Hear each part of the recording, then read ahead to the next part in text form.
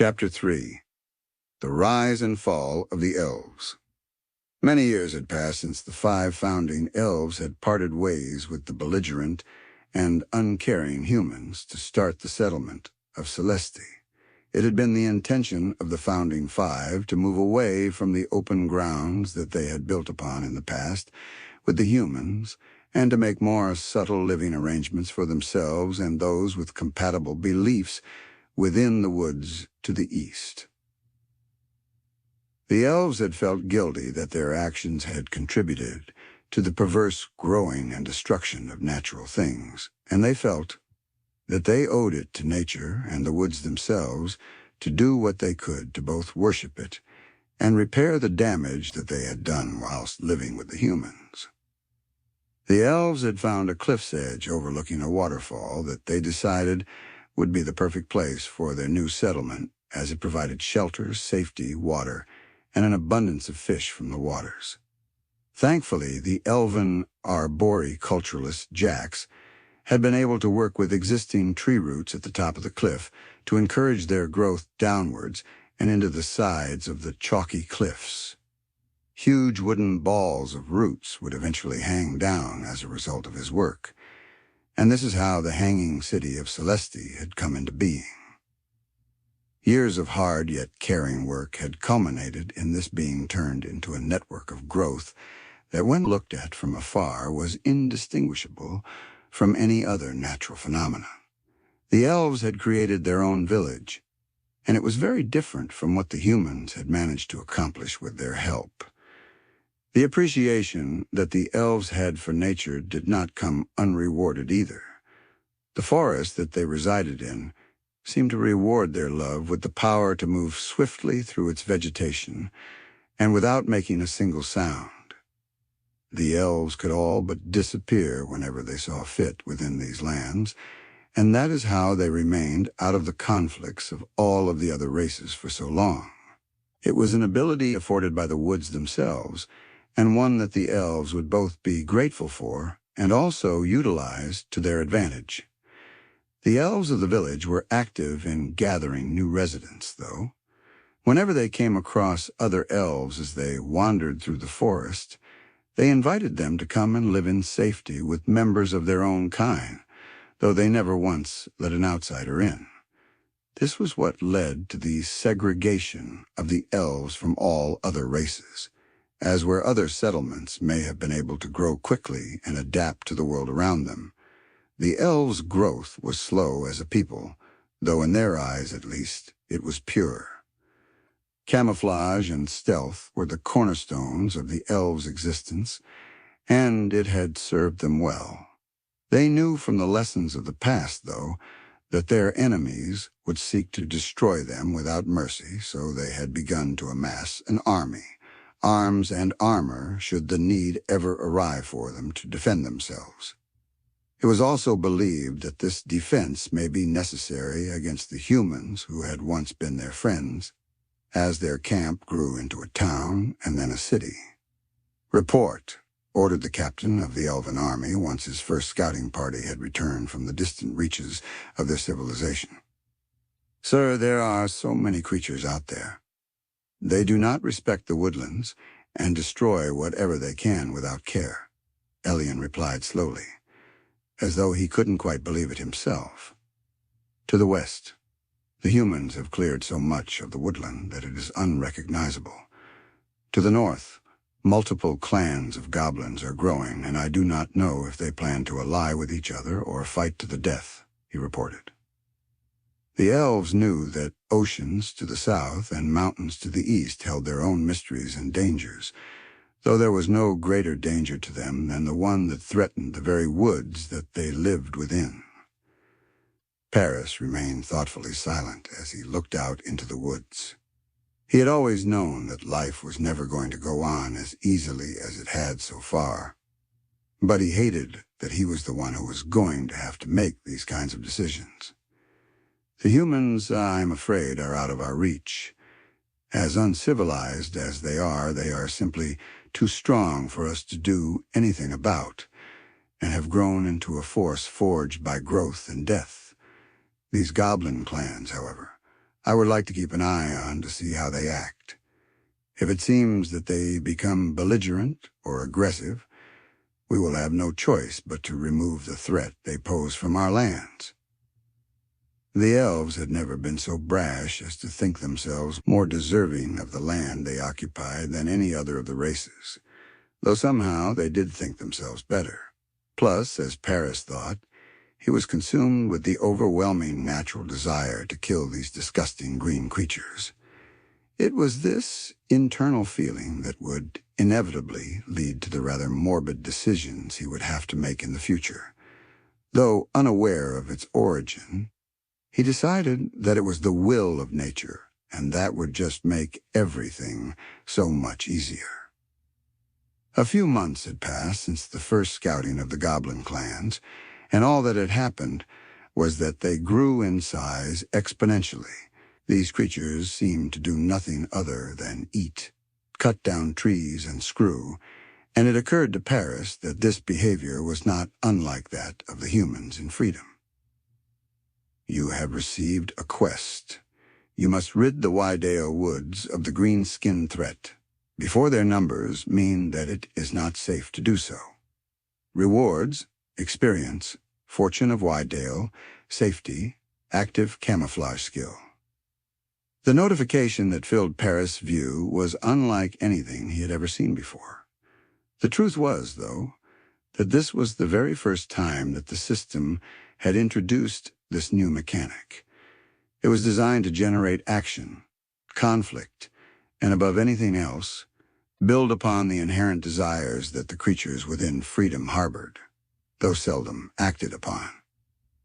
It was all the nudging that Paris needed to take action.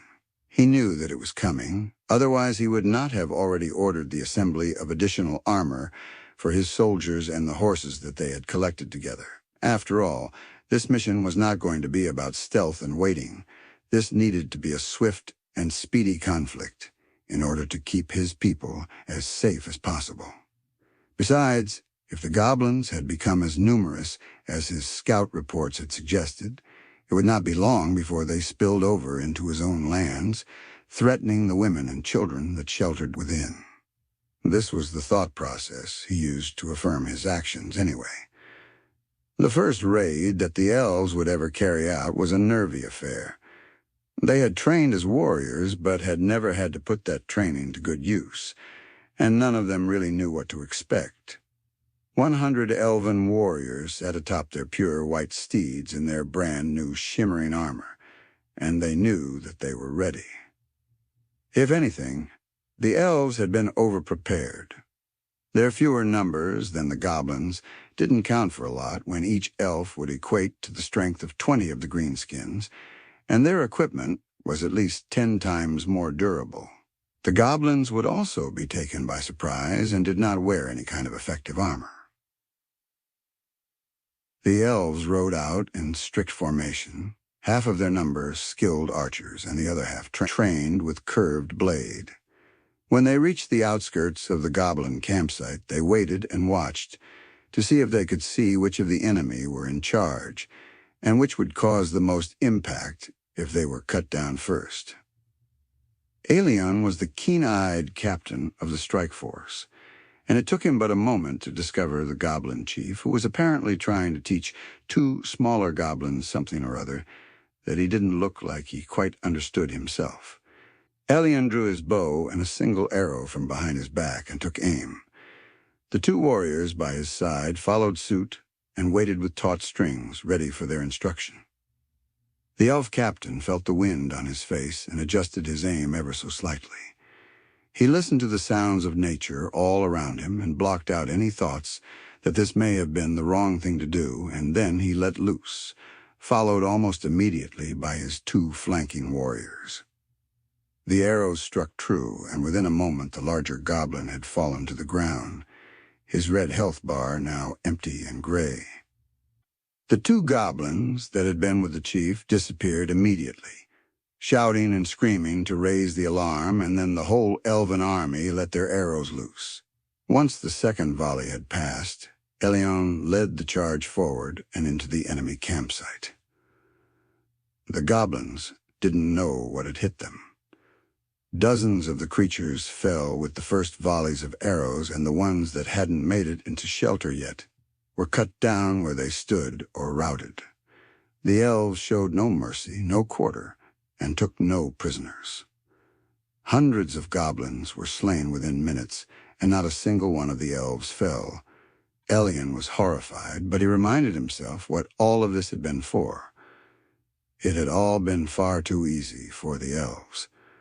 They had expected to have to fight for their freedom, though the goblins, portrayed as a devious and deadly foe, were nothing more than a weak rabble of creatures simply struggling to survive in the world just as the elves were. It was not long before the end of the battle that most of the elves had decided not to partake in the slaughter of the goblins. But the damage had already been done.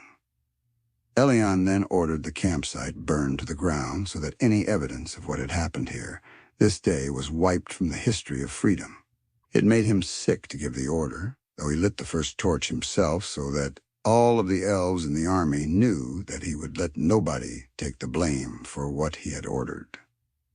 Once the battle was over and the elves returned to their village, they didn't enjoy the recitation of their one-sided victory, and as a whole, and individually, they would never speak of it again. They knew what they had done. The quest had been completed, though, and the active camouflage skill was granted to all of the elves in the village, who chose to use it to obscure their entire settlement from the rest of the world. They promised that never again would they venture out with the intention of waging war. They would hide and prosper alone in the woods. Elian resigned his post as captain less than a week after he had led the Elven army into battle. The events that had passed had led to him being unable to sleep. All he could see were the panicked faces of the women and children that his men had slaughtered. He then decided to be the first and only elf to ever leave the protective cloak of the settlement. The elf took nothing out with him but a small, sharp knife. He took no armor, sword bow, or arrow because, in his mind, he didn't care if he was killed out in the woods. It would have been an honorable death, if nature so wished it. Elian had walked alone for many hours and hadn't seen nor heard anything of note. That was until he came upon a clearing by the river that he was following and overheard two distinct, gruff voices. "Not like that," the first called.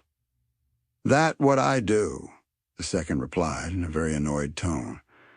Then there was a splash of water and a very loud slapping sound. Elian activated his camouflage skill and moved closer to the pair to see what had made them so riled up. When he could finally see what was happening, Elian was greeted with the sight of two goblin adolescents standing waist-deep in the river, apparently trying to catch fish with their bare hands.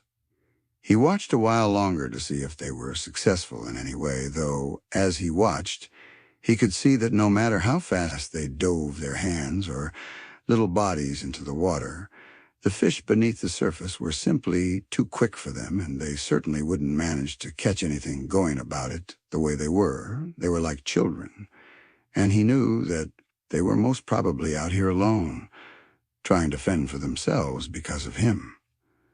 Elian took a deep breath and stepped out into the open without his camouflage. It took a moment, but the two goblins eventually saw him, though they did not speak or run.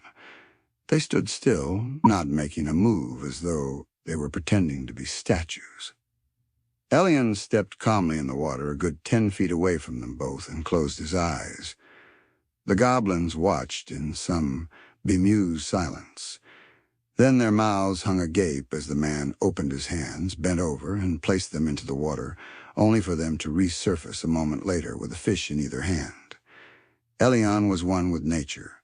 He did not need to coerce fish into his traps, for they were a part of the natural world, and so was he.